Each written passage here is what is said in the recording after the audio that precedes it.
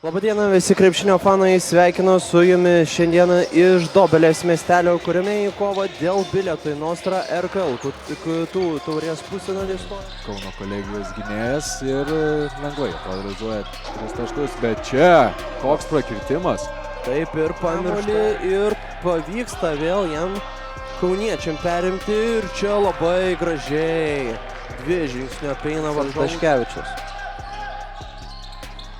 Kitimas iš toli ir 3 taškai, štai taip, be gynybos Kauno komandai atsakyti tuo pačiu ir padidinti savo turimą 4 taškų pranašumą. Metimas iš toli ir dar vienas tolimas. Liūdnos nuotaikos, tačiau dar ne viskas prarasta, kol kas šiame kėlinyje dabar iš 3 taškų zonos meta ir labai svarbus metimas. Kol kas toks iššovęs netikėtai žaidėjas po 7 taškus rengantis krepšininkas, čia pirmasis gražesnis šių rungtynių. Ir čia 2 prieš 2 gražiai žaidžia ir be pražangos dar sugeba sustabdyti šį išpuolį.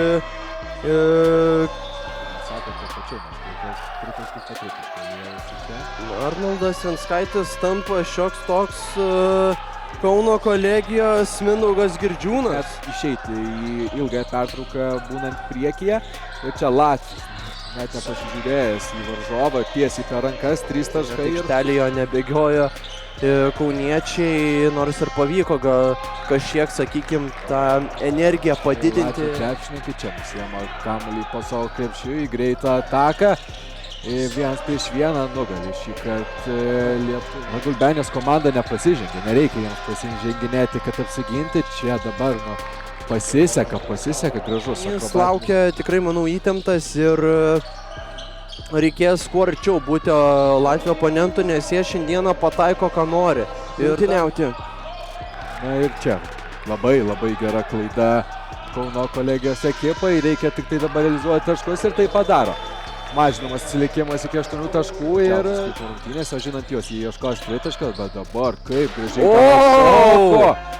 Wow! Tik sužaisti savo atakos ir dabar kamuolys ties perimetru, labai reikalingas metimas, 3 taškai.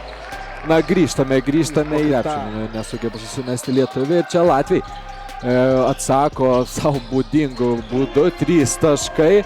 Na ir po truputį reikia sugrįžimo kažkokio stebuklo, kibirkšties. Kauno kolegijos gretose dar ir bloką gauna, čia galvojau dar ir galbūt sukurti istoriją. Taip, sukurti istoriją kaip pirmi, kaip taurės čempionai. Universiteto ekipa, kuri, na, sakyčiau, yra favoritų.